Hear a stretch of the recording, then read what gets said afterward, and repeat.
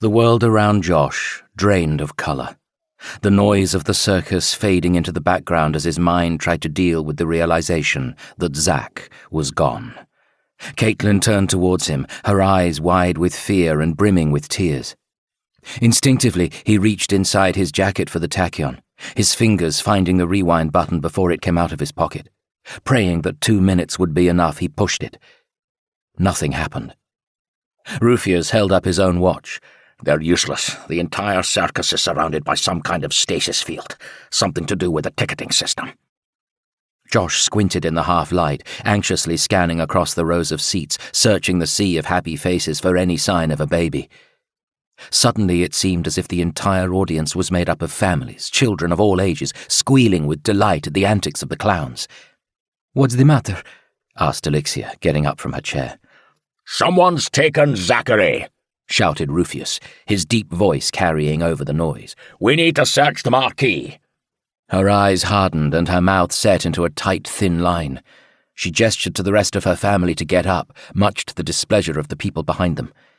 With her usual efficiency, Elixir organized them into pairs and sent them off in different directions.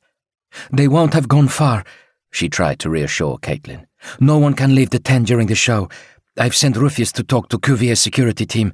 He'll have men covering all of the exits." "What if they get out into the park?" "They won't," Elixir said calmly. "Don't worry."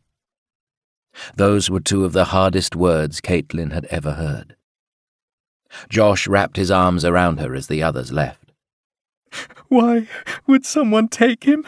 she asked between sobs. The sense of loss was so intense it felt like someone was ripping her heart out. "I don't know," was all Josh could manage through gritted teeth. He wanted to be out there searching for him. He could feel the anger building inside like a coiled spring, his body tensing for action. In an effort to calm himself, Josh closed his eyes, letting his mind replay the events of the last 10 minutes. It began with the distraction by the Harlequin. For some reason he'd been convinced it was Dalton Eckhart, which made absolutely no sense. The arrogant bully who'd nearly destroyed the timeline hadn't existed in any of the last 50 iterations of the timeline. No one should even know who he was. But Josh could still see him, waving from the stalls with that stupid, leering grin on his face. "Do you think it was because he's a seer?" Caitlin whispered into his ear, breaking his concentration.